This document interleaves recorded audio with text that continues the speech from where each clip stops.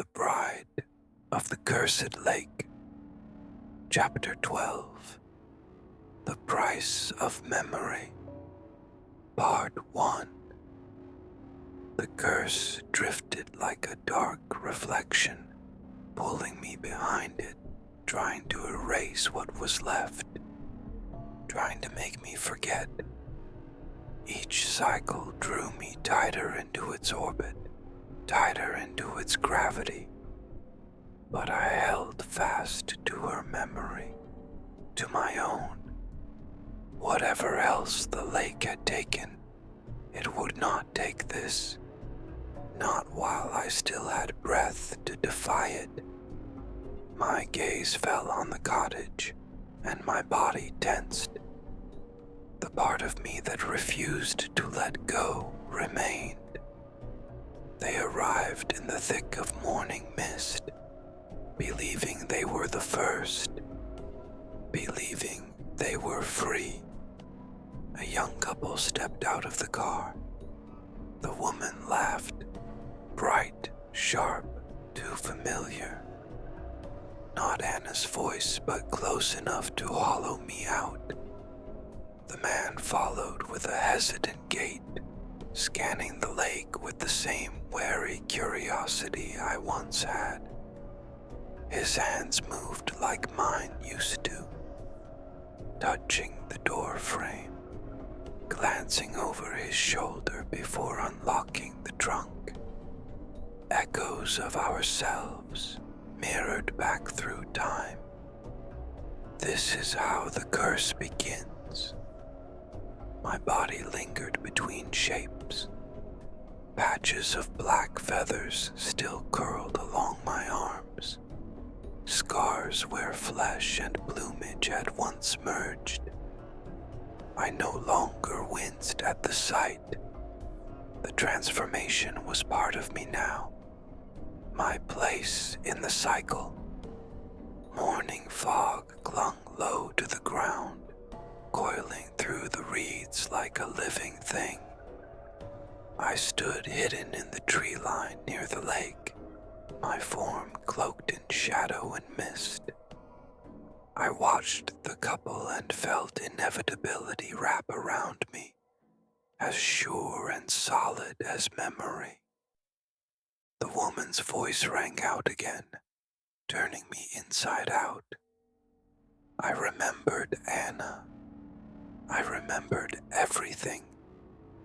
This is the one, right? The Swan Story cottage. The woman turned to the man, beaming. I asked for this cottage on purpose. The man gave a non-committal shrug, but his arm settled lightly on her shoulder. He would follow. He already was. I recognized their pattern as clearly as my own breath, my own ache. From the trees I watched in silence, not with fear, with recognition. Their past was my present, blurring in front of me like a dream. I saw the way Anna's eyes had lit with joy as she stood on this very ground. How she had laughed at my hesitation, how she had fed the swans with open hands, never doubting the stories, never doubting what she couldn't see. My fingers dug into the tree bark as memories flooded me, as I saw the way she had looked back at me. That final glance, that first night by the water. We were meant for more than just one life, James. Her voice threaded through me, shaping me even now, even here. The shadows and light reframed themselves in ways I never thought they could. My mind slipped through the old wounds, the old scars. How had I not seen the pattern before? How had I not known? The new couple stayed close to the car, carrying bags inside the cottage, laughing at the mist, the cold, the strangeness.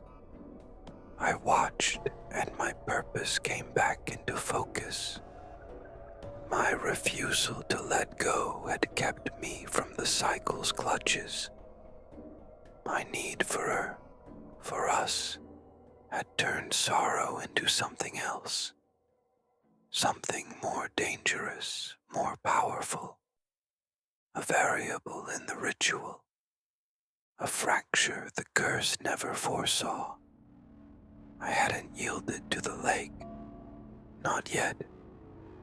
I looked at the couple again, watching their easy movements, their bright eyes. They believed they were safe, believed they were apart from the lake story. I watched and saw not just their beginning, but an ending I would not allow. I would seize this curse and tear it apart. I saw now how its pattern begins.